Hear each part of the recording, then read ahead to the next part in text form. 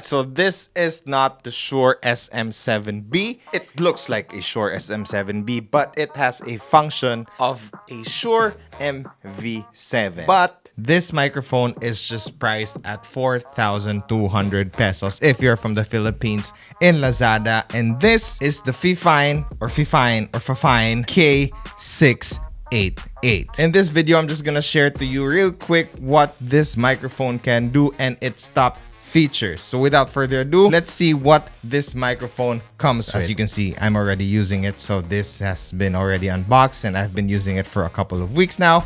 So yeah, unboxing time.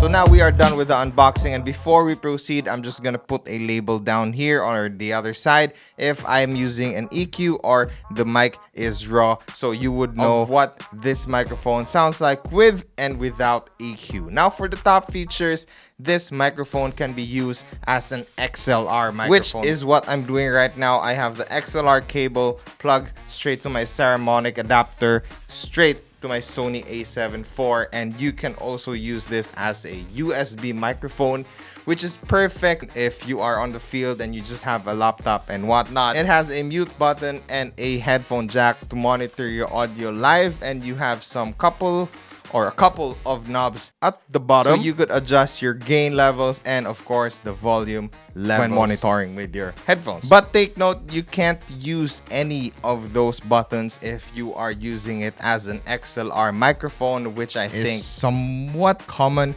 with the USB/XLR microphone, since you need to provide power to the microphone if you want to use those buttons and knobs. Anyway, now time for the sound test. We're gonna start with the XLR mode first, or what we are doing right now. Basically, throughout the video, or from the beginning of the video until this point, you were just hearing everything using the XLR mode. So let me know what you think in the comment section below. And now I think we're just gonna test this out with a little noise floor test, again using as an XLR microphone.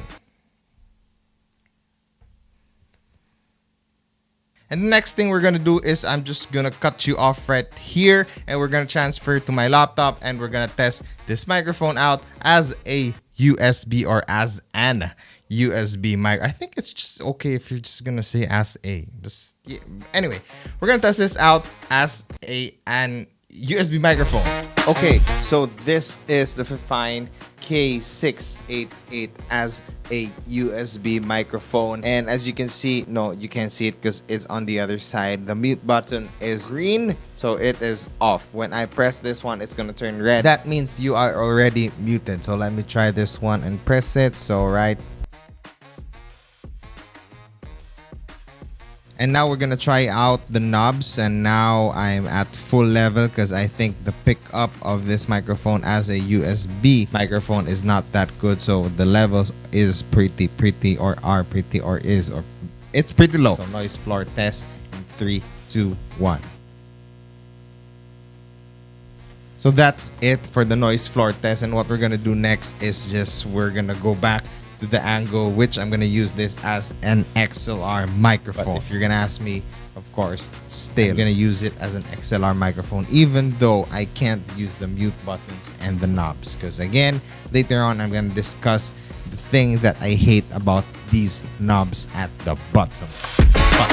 So now I'm just gonna share to you the pros and cons of this microphone right here. We're gonna start off with the pros first. This microphone is very versatile, as you can see or hear or know throughout the video. I've been saying this. You can use this as an XLR microphone or as a USB microphone. So that's a big plus for me. So next is the mute button is very useful, especially when you're on some video conferences, calls or whatnot. You could just easily press that, and again, of course, you are already muted. Next Next to that, the knobs at the bottom is also very useful and convenient for me, but there's a con against that, which I'm going to talk about later on. So you just don't have to adjust the volume knobs or the gain knobs or the gain levels on your PC, on your PC, because you can't use this with an XLR mode. And lastly, the sound quality, of course, is the biggest pro for me. Knowing the price is just around 4,000 pesos or $80, that's a big factor instead of getting the more expensive ones. Those are the prawns.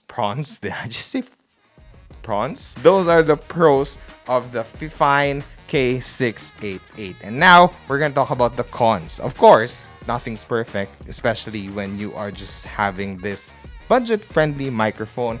First con is the knobs are great, but they could have at least placed it on a better side because it's right here down at the bottom, so I just can't see. I just have to. The shock mount is built in. I'm not saying the shock mount is pretty bad, but it's not the greatest material of them all. And last con is, if I may say, this right here, this windshield has a poor quality. It can't reject the plosives that much, so I suggest if you have an extra budget, you just go buy for the Shure SM7B or from the Rode pod mic, which I have both of them, and now we're gonna try it out since we still have time. Plosives test, Peter Piper pickled pepper. That's with the Fifine K688 windscreen, and now I'm just gonna change it with the Rode pod mic windscreen right here. Peter Piper picked a pickled pepper. That is it for today's episode, everyone. I hope you had fun. I hope you would consider on getting one, because by the end of the day,